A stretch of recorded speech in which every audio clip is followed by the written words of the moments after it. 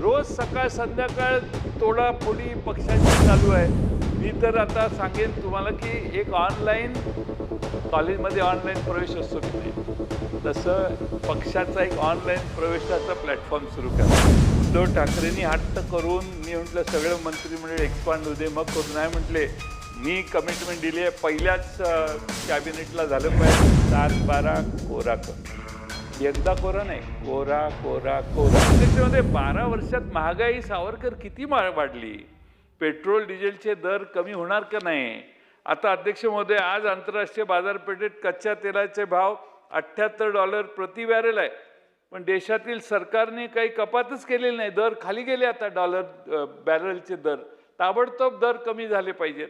अध्यक्ष महोदय, नेमकं लोक मध्यमवर्गीय आणि सगळ्यांच्या खिशातून पैसे काढायचा जो उद्योग भारतभर चालू आहे, कर पेट्रोल आणि डिझेल आणि गॅसवर लावून, अध्यक्ष महोदय 240-45 लाख कोटी रुपयाचं कर्ज भारतावर आहे. आपणही आता 11 लाख कोटीच्या पलीकडे गेलेलो आहे. त्यामुळे अध्यक्ष महोदय, समस्या ही आहे की हे कर्ज फेडायचं कसं. तर पेट्रोल आणि डिझेलच्या करातनं जे पैसे गोळा करता तुम्ही, त्यातनं तुम्ही आता कर्ज फेडायचं काम करताय. अध्यक्ष महोदय, महागाई एवढी वाढली आहे, 60 रुपयाचं पेट्रोल 112च्या वर गेलंय. इथेनॉलचे प्रमाण जास्त वाढल्यावर आम्हाला वाटलं जरा पेट्रोल दर कमी होईल, पण तसं काय होत नाही. अध्यक्ष महोदय, आता काही झालं तर पाकिस्तानमध्ये 400 रुपये पेट्रोलला दर गेला. आता कोण गेले पाकिस्तानमध्ये. तुमचा संबंध पाकिस्तानची असला तर आम्हाला माहीत नाही, पण आम्हाला काय माहिती. आम्हाला आमचा विषय, आम्हाला इथं आटपणा सगळं, आणि पाकिस्तानला जाऊन त्यांच्या पेट्रोलचा दर सांगायचा आम्हाला. ही तुलना योग्य नाही. आपली तुलना आपल्याशीच केली पाहिजे. अध्यक्ष महोदय, माझ्या माहितीनं या जगात, आशिया खंडात भारताची करन्सी रुपया हा आशियातील सर्व देशांपैकी सगळ्यात वीक परफॉर्मन्स आपल्या भारतीय रुपयाचा झालेला आहे. मला काय आता आर्थिक परिस्थितीवर देशाच्या बोलून वेळ घ्यायचा नाही, आपला आदेशच आलेला आहे म्हणून. पण अध्यक्ष महोदय, 12 वर्षापूर्वी $1 60 रुपयाला मिळत होता, तोच आता 95 रुपयाला का 96 रुपयाला गेलाय. 1 तोळा सोनं त्यावेळी 26,000 रुपयाला मिळत होतं, आज 1.5 लाखाला सोनं गेलं. अध्यक्ष महोदय, म्हणजे मला हे सांगायचं नव्हतं, पण चुकीचं नरेटिव्ह सतत सांगणं. म्हणजे आता हे जो ठराव आहे, तो ठराव हा प्रचारकीचाच ठराव आहे असं माझं मत आहे. तुम्ही कर्जमाफी केली, ती कर्जमाफी मिळायच्या आधीच स्वतःचं कौतुक करून घेण्यासाठी हा ठराव आहे असा समज जनतेचा महाराष्ट्राचा होतो. माझा समज तसा नाही आहे सावरकर साहेब, माझं मत तुम्हाला माहिती आहे. पण जनतेला काय वाटतं, अजून हातात पैसे नाहीत तर ठराव मांडून कर्जमाफीची कौतुकं करण्याचा कार्यक्रम आहे, आणि दुसऱ्या बाजूला रोज सकाळ संध्याकाळ तोडाफोडी पक्षांची चालू आहे. मी तर आता सांगेन तुम्हाला की एक ऑनलाईन कॉलेजमध्ये ऑनलाईन प्रवेश असतो की नाही, तसं पक्षाचा एक ऑनलाईन प्रवेशाचा प्लॅटफॉर्म सुरू करा आणि ऑनलाईन प्रवेश द्यायला सुरुवात करा. इतके प्रवेश तुमच्याकडे व्हायला लागलेले आहेत की काय चिंताच करायची काय गरज नाही अध्यक्षमध्ये. आणि म्हणून अध्यक्षमध्ये एका अहवालात जगात असं सांगण्यात आलेलं आहे की भारत हा ऑटोक्रॅटिक डेमोक्रेसी व्हायला लागलेला आहे आणि देशात आता लोकशाही राहिलेली नाही. गॅस स्वस्त होणार होतं, पण काही झालं नाही. 12 सिलेंडरचे 4 सिलेंडर केले तरी माणसं गप्प आहेत. माणसांनाही काही फार वाटत नाही. तुम्ही जे कराल त्याला आता सगळे मान्यता देत आहेत. तुमची लोकप्रियता एवढी आहे तुमची की 12 सिलेंडरचे 4 केले तरी कोणी रस्त्यावर नाही, 4 सिलेंडरचं 0 केले तरी काही होणार नाही.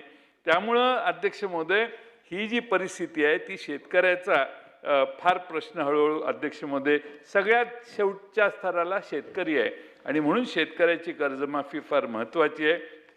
2021ला आमचं सरकार 19ला आलं. उद्धव ठाकरे मुख्यमंत्री होते, माझ्याकडे अर्थ खातं होतं. 1 महिना 7 जणच आम्ही मंत्री होतो. उद्धव ठाकरेंनी हट्ट करून मी म्हटलं सगळं मंत्रिमंडळ एक्सपांड होऊ दे, मग करू नाही म्हटले. मी कमिटमेंट दिली आहे, पहिल्याच कॅबिनेटला झालं पाहिजे. ते 2 कॅबिनेट झाले आणि आम्ही महाराष्ट्रात कर्जमाफी केली अध्यक्ष महोदय. त्यात 2 लाखाची मर्यादा ठेवलेली. तुमचं पूर्वीच्या सरकारने एकदा 1.5 लाखाची केलेली, आम्ही 2 लाखाची मर्यादा केली. सरकार हे विसरतंय की 16 साली कर्जमाफीची योजना जी राबवलेली होती ती 1.5 लाखाची होती. आणि अध्यक्षमध्ये यावेळेस पुण्यश्लोक अहिल्यादेवी होळकर योजना सुरू केली, त्यातही तुम्ही 2 लाखाचीच मर्यादा ठेवली आहे. असं काय एवढं मोठं काम केलंय की ज्यामुळे आपण कौतुक करण्यास पात्र झालेलो आहात? 2 लाखाहून अधिक कर्ज असणाऱ्यांनी आधी वरचे पैसे स्वतः भरायचे आणि मग 2 लाखापर्यंतचे माफ होईल कर्ज, अशी अट ठेवलेली आहे. म्हणजे वसुली करून द्यायचाच कार्यक्रम आहे.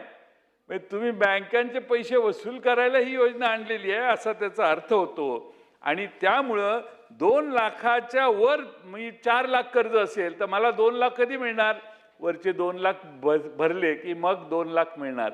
हे सत्यजित बरोबर नाही आहे. दिलदार राजा दिलदार पाहिजे. 2 लाख कर्ज माफ, वरचं 2 लाख राहिले तर राहू दे, असा राजा पाहिजे. त्यामुळं कुठं नाही, कशात का जमा होऊ दे, पण तुम्ही पहिल्यांदा 2 लाख रुपये कर्ज माफी द्या. आज सावरकरांचं भाषण मी मगाशी त्यांना कन्क्लूड करू द्या लवकर. तिथं टीव्हीवर बघत होतो. साहेब, तुम्हालाही मतदारसंघात हे उपयोगी पडेल हे सगळे मुद्दे. मी मगाशी टीव्हीवर बघत होतो. सावरकर बोलतायत 1 तास झाला तरी काय भाषण संपे नाही. इतके शेतकऱ्यांचे प्रश्न त्यांनी आज मांडले. अभिनंदन आहे त्याचं. पण चांगले भाषण, आम्ही ऐकतच होतो त्यांचं भाषण. त्यामुळे अध्यक्ष महोदय, मी एवढीच विनंती करेन की मी खरं म्हणजे राज्याला एवढं कर्ज झालंय, 30-35 हजार कोटी कर्ज काढा आणि विषय संपून टाका ना. सगळ्या शेतकऱ्यांना दिलदारपणाने आपण कर्ज माफी द्यावी. आमच्याकडे तुम्हाला माहिती आहे का नाही, तुमच्या गावाकडून येत असेल, 86,000 कोटीचा शक्तिपीठ मार्ग आहे. आता 1 लाख कोटी रुपयापर्यंत पोचलेला आहे. आणि आमदार मागेल तिकडं तो असा फिरतोय शक्तिपीठ महामार्ग. म्हणजे तो गावातले छोटे जिल्हा परिषदेचे रस्ते जसे आहेत तसा तो शक्तिपीठ महामार्ग असा वळून वर खाली जातोय. आणि त्यामुळं पैसे आहेत, पैसे नाही तसं नाही, मग शेतकऱ्यांना का देत नाही, हा खरा म्हणजे अध्यक्ष महोदय प्रश्न आहे. खरं म्हणजे तुमची कमिटमेंट काय होती? 7-12 कोरा करतो. एकदा कोरा नाही, कोरा कोरा कोरा, हे माननीय मुख्यमंत्र्यांची भाषणातले शब्द आहेत. विधानसभेच्या निवडणुकीत ज्यावेळी लोकसभेत आम्हाला जरा बऱ्यापैकी मतं पडली, त्यावेळी तुम्ही म्हणजे कपडेच फक्त राहिलेले, बाकी सगळं देऊन टाकले तुम्ही. त्यामुळं सगळ्या गोष्टींच्या कमिटमेंट महाराष्ट्राला झाल्या. त्यात कोरा कोरा कोरा कर्ज 7-12 करू हे तुमचं आश्वासन होतं. जाहीरनाम्यात किती गोष्टी केल्या वगैरे त्यात खोलात जात नाही, वेळ कमी आहे, ते कापून टाकतो. पण अध्यक्ष महोदय, कापूस उत्पादकता मिशन अंतर्गत या प्रस्तावात केंद्र स्थापन करण्याचे प्रयोजन सरकारने काही जिल्ह्यामध्ये केले. चांगली कल्पना आहे. पण वास्तविकता काय आहे? 24-25च्या तुलनेत 25-26ला कपाशीच्या शेतीमध्ये 2.5 लाख हेक्टरने विदर्भामध्ये कापूस कमी झाला. 2.5 लाख हेक्टरने. काही कारणं आहेत का, ते शोधायला पाहिजे. 2018 साली 1 क्विंटल कापसाला 3,500 रुपये खर्च यायचा, आज 5-6 हजार रुपये खर्च यायला लागला. DAPची बॅग 50 रुपये किलोची 18 साली होती, ती 1200ला गेली. अद्याप 50 किलोची बॅग 2018 साली 1200 रुपयाला होती, ती आता 1350-1400 रुपयाला. खताची 50 किलोची बॅग 1100 रुपयाला होती, ती आज 1800 रुपयापर्यंत गेली. युद्धामुळे किमती वाढल्या, ठीक आहे, पण अध्यक्ष महोदय, वाढलेल्या किमती कधी कमी झाल्यात ही भारतात आता मागच्या 12 वर्षात लोक विसरलेली आहेत. एकीकडे कपाशीचा खर्च वाढला, दुसरीकडे केंद्र सरकारने 11% इम्पोर्ट ड्युटी माफ करून टाकलेली आहे. म्हणजे विदर्भातल्या कापूस उत्पादकाला पूर्ण झोपवण्याचं काम अमेरिकेचा कापूस आल्यावर होणार आहे. त्याला इम्पोर्ट ड्युटी 0% करून तुम्ही विदर्भातल्या जनतेचा विश्वासघात केलेला आहे असं मला वाटतं. आपण विदर्भातले आहात, आपणही शेतकऱ्यांना विचारा, बरं होईल का रे इम्पोर्ट ड्युटी रद्द केली तर? एखाद्या सभेत भाषणात हा प्रश्न विचारून बघा.